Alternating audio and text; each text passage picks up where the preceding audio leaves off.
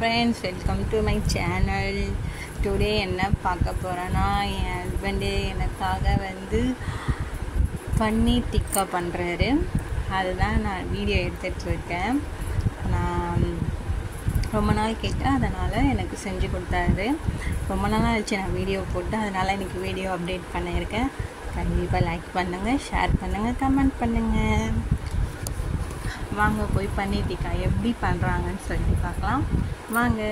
First 2 பன்னீர் வாங்கிக்கணும். 2 பன்னீரை வந்து நாங்கள் வந்து ஸ்லைஸாக கட் பண்ணிக்கணும். கட் பண்ணிவிட்டு பன்னீர் டிக்காவுக்கு தேவையான மாதிரி ஷேப்பில் ஆனியனை கட் பண்ணிக்கணும். அதுக்கப்புறம் குடமிளகாவையும் ஷேப்பாக கட் பண்ணிக்கணும். விதையெல்லாம் எடுத்துட்டு கட் பண்ணிக்கணும்.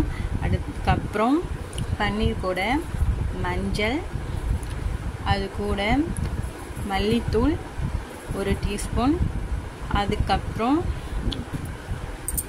காஷ்மீர் மிளகாய்த்தூள் 2 டீஸ்பூன். அது காரம் இருக்காது, நமக்கு தேவையான காரம் மட்டும்தான் இருக்கும். அதனால் அது 2 டீஸ்பூன் போடணும். கலரும் நல்லா கொடுக்கும், அதனால தான் காஷ்மீர் மிளகாய்த்தூள் 2 டீஸ்பூன். கரம் மசாலா தேவையான அளவு போட்டுங்க. 2 டீஸ்பூன் நான் போட்டுங்கன்னா. அது கூட உப்பு, அதுக்கப்புறம் தேவையான அளவு தயிர், கொஞ்சமாக ஒரு 2 டீஸ்பூன் இருந்தால் போதும். தயிர் நல்லா தயிர் போட்டுட்டு அது கூட வந்து கொஞ்சோண்டு லெமன் ஊற்றிக்குங்க. ஒரு ½ சைஸ் லெமனை புழிஞ்சி ஊற்றிக்குங்க. அதுக்கப்புறம் கொஞ்சமாக ஆயில் விட்டுக்குங்க. இப்போ நம்ம என்ன போகிறோன்னா அதை வந்து நல்லா கை வச்சு நம்ம பிசைஞ்சிக்கிறோம். நல்லா பிசைஞ்சிக்க வேண்டியதுதான். நல்லா பிசைஞ்சிக்கின்னு ஒரு 10 மினிட்ஸ் அதில் நல்லா ஊறட்டும். அப்போ தான் அது உள்ளே நம்ம போட்ட இன்க்ரீடியன்ட் நல்லா மிக்ஸ் ஆகி நல்ல டேஸ்ட்டு கொடுக்கும். அதனால் நல்லா மிக்ஸ் பண்ணி ஒரு 10 மினிட்ஸ் அப்படியே மூடி போட்டு வச்சிடுங்க. ஓகேவா? அதுக்கப்புறம் நம்ம என்ன பண்ண போகிறோம், நம்மக்கிட்ட வந்து அந்த கம்பி எதுவுமே நம்மக்கிட்ட இல்லை.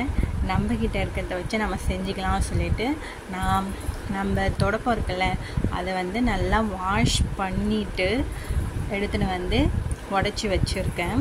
ஃபஸ்ட்டு ஸ்லைஸ் பண்ண குடமிளகா, அப்புறம் ஆனியன், அதுக்கப்புறம் வந்து பன்னீர். அதே மாதிரி ஆனியன், குடமிளகா, பன்னீர் இதே மாதிரி வந்து நான் ஒன்றா வந்து என் ஹஸ்பண்ட் வந்து பண்ணிகிட்டு இருக்காங்க. நான் எதுவுமே கை வைக்கவே இல்லை, அவங்க தான் ஃபுல் அண்ட் ஃபுல் பண்ணாங்களே.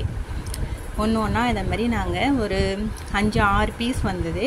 அதை நாங்கள் இதே மாதிரி ஒன்றா ரெடி பண்ணி வச்சுக்கணும். எப்பயுமே நம்ம ஹஸ்பண்ட் நமக்கு செஞ்சு கொடுக்குறது எப்பயுமே ஸ்பெஷல் தான். நமக்காக செய்யும்போது அதில் ஒரு லவ் எல்லாமே இருக்கும். ஜாலியாக நான் வீடியோ மட்டும்தான் எடுத்துகிட்டு இருந்தேன். ஃபுல் அண்ட் ஃபுல் அவர் மட்டும்தான் பண்ணார். எல்லாம் ஃபுல்லாக ரெடி பண்ணி வச்சுன்னு இருக்கான். நான் சும்மா வீடியோ மட்டும் எடுத்துகிட்ருக்கேன். நான் சொன்னால இதே மாதிரி ஒன்று இதே மாதிரி ரெடி பண்ணிக்கணும். பாருங்கள், பார்க்கவே நல்லா இருக்குல்ல பன்னீர் டிக்கா. இப்போ வந்து நான் போட்டு எடுத்துகிட்டு வரப்போகிறேன். அதை மட்டும் நீ போடுன்னு சொல்லிட்டாரு. அதனால் நான் என்ன பண்ண, போய் ஒரு பேனலில் எடுத்து ஆயில் விட்டுட்டு அது ஒன்றா வச்சிட்டேன். அதை நல்லா வச்சதுக்கப்புறம் கொஞ்சம் சிம்லேயே வச்சுக்கினேன். அதிக தீ வச்சா ஏன்னா தீஞ்சிடும். ஏன்னா பன்னீர் வந்து ரொம்ப சாஃப்டாக இருக்கும். அதனால் பன்னீரை வந்து சிம்மில் வச்சுக்கினேன். வாங்க, வச்சோடனே எப்படி வருது பார்த்தீங்களா? அதை நான் வந்து நல்லா வேகணும்னு சொல்லிட்டு தோசை கரண்டியால் சும்மா அமுக்கி விட்டுருக்கேன். ஒரு சைடு வெந்தோடனே இன்னொரு சைடு வந்து நான் திருப்பி போட்டு ஒன்றா எடுத்துக்கினேன். ஒன்றா எடுத்தோடனே அழகாக சூப்பராக எடுத்து வச்சு பாருங்கள். நம்மளுக்கு தேவையான பன்னீர் டிக்கா வீட்டிலே ரெடி பண்ணியாச்சு. சூப்பராக இருந்தது. நீங்களும் ட்ரை பண்ணுங்க. பாய் பாய், தேங்க்யூ.